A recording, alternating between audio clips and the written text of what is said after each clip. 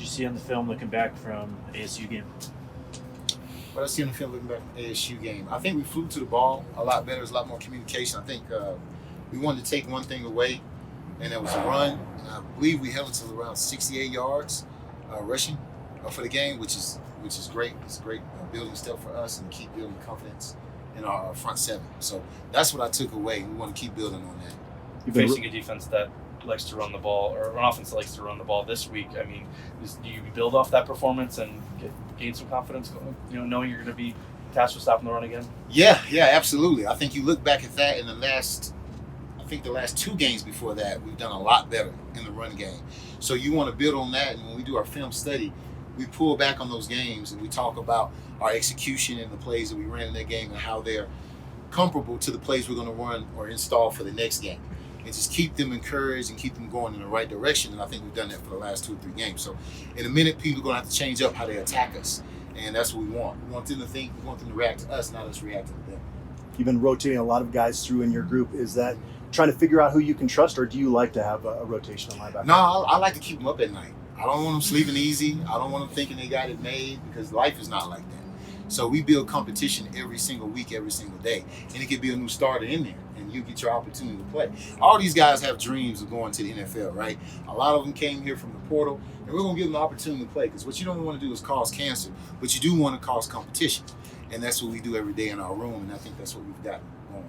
Coach, with that, Juju Mitchell didn't play the other day. He was stressed out. Was he ready to go, or was that just a coach's decision to not play him? Yeah, he was ready to go. It was coach's decision not to play him. I mean, I think what happened was the BG guy came in, and he was playing a really good game, and we were having success. So there's no reason to really make a change. I think the best thing is that those guys didn't see it as a slap in the face. They actually came around. They were talking to each other, talking about the game plan, making sure we were still sharp, whoever was on the field. That's what I love the most about the chemistry between the guys, understanding that, hey, next week could be your week. Next day could be your day. So don't get down because you're not playing. Make sure we're winning, and then we'll continue to play, because that means we play more games. We get bowl eligible. We get to get out here in the winter, play for a championship, and that's when it counts. Was that more of a personnel or performance-based decision? Performance at the time. And it's not performance as saying that 51 did anything wrong. This says the BG was doing things right, and there's no need to make a change. I don't really believe in changing people if things are going smooth. You know what I'm saying? I don't go get my oil changed if I don't need oil change. You know what I'm saying? I don't spend the extra money just to do it. So that was the thing. Do you expect Juju to get some more action this week? Oh, absolutely. I expect Juju to get some more action, and the rest of the guys too. Absolutely. But again, it's competition. So it's based on practice, based on our grading, who's going to be out there and who's going to play for us come Friday. What do you see has improved the most since the beginning of the season? In my group? Yes. Specific, let me think. Probably I would say all of them have improved in one way or the other. Like, for instance, Bentley has improved in his pass game. He was great in run, but one of his issues was his pass drops and understanding those reads. So he's done great in that. 25, Marvin Ham has improved considerably in his run game. He was very good in the pass, but we had some issues in the run. And as you saw in the game, he got in late, and he was able to take us home. BG coming back, Brandon Gant, excuse me, coming back from injury, just his overall athleticism, being that he was a safety, and then he could move down and he could cover those slots and things like that in the ASU game, really helped a lot, having his communication skills. So every one of those guys has improved a lot. 42, Jeremiah Brown, he's improved in his run game, but he's also now helping us on the edge. He's been in some packages where he's played that outside backer, and he's been rushing for us. So they've all improved in the areas that they needed to.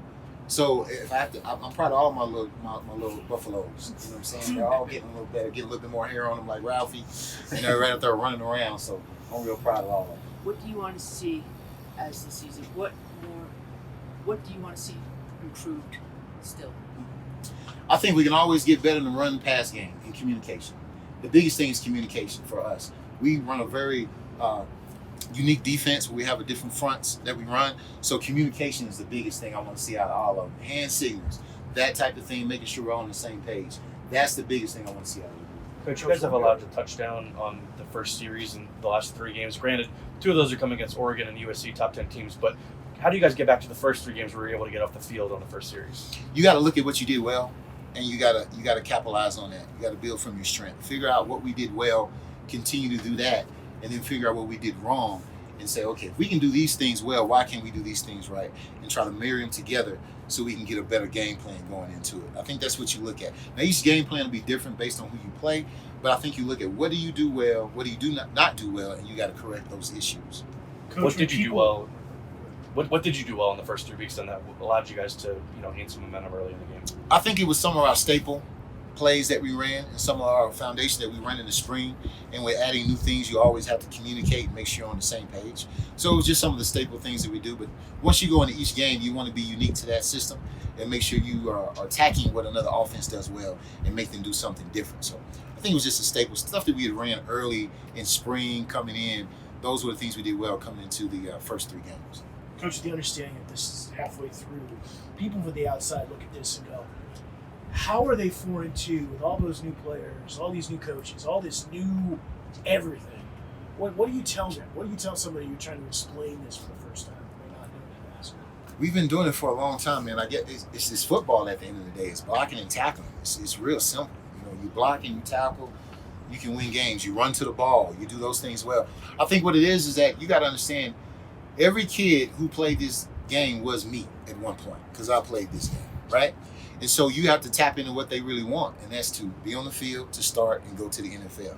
If you can marry guys together who come from different programs with that one thing in common, then they'll do anything for you because that's the end goal. It's not to be the MVP of the game. It's not to be singled out as the 4 or 5 star who came from somewhere else. It's about putting a total team together who wants to win and get to the next level. And I think that's what we've gotten these guys to buy into. We build a rapport with them. We let them understand what the expectation is, and then we hold them to that expectation. And we make examples out of the guys who don't meet those expectations. And I think that's how you have to run a football team. That's as honest as you can be with a group of players as you bring in from other places. Because most of the times when they come in, and this is their story, not mine, they were told something else and something else happened. So that's their point of view of the story. Wasn't there. Don't know if that's how it happened or not. All I can do is set the expectation, be truthful with them, and we continue to get on that field and play ball. You know this game. Are other programs going to try to look like you guys? That's Absolutely. kind of what I'm saying. Like the NFL's a copycat league. Yeah. You guys are kind of setting the new thing.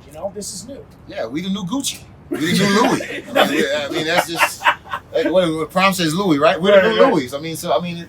Football is a training sport. So, yeah, absolutely. I think it'll change. It'll be a lot of teams doing some of the things that we're doing now. Some of them are doing it now. I just don't think they got as much attention as we did coming out doing it. I mean, if you kind of look at some of the reports, there are a lot of teams that change over rosters. But, yeah, I want to be the trend. I want to be in front. I want you to look at us and say this is how we should play ball, like the Colorado Buffaloes. And I think that's how it should be because that's how it used to be. From your vantage point, how does Travis Hunter look out there this week? I love seeing Travis out there.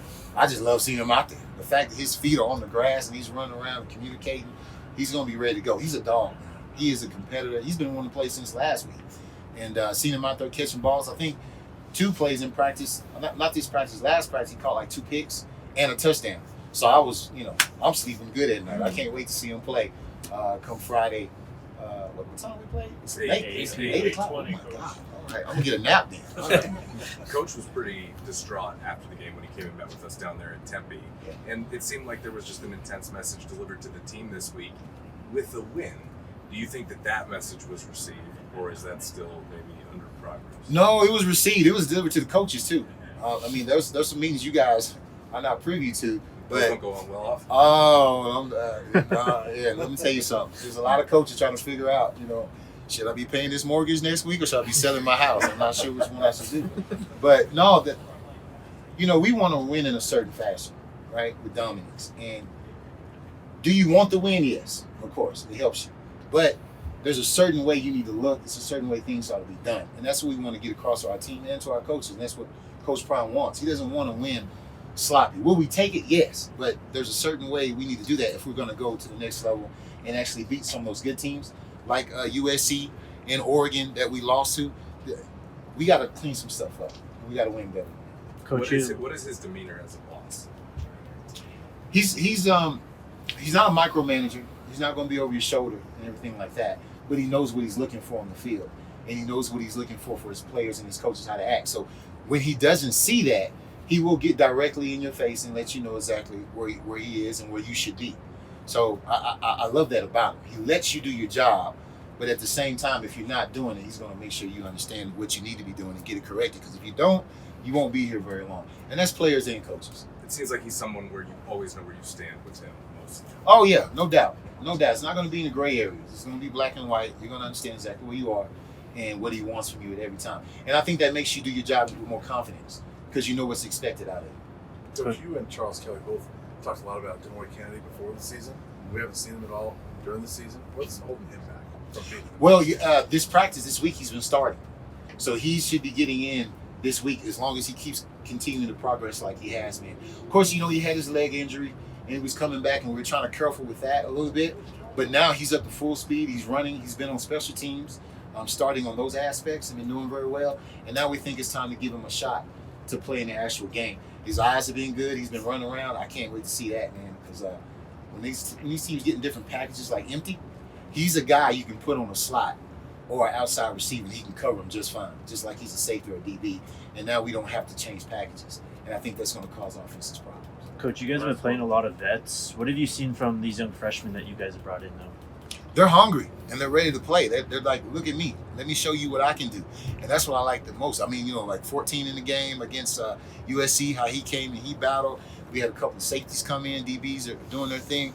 So it's encouraging to know that what we've done in the portal, we still have some freshmen to give us depth for that next year that we can build on.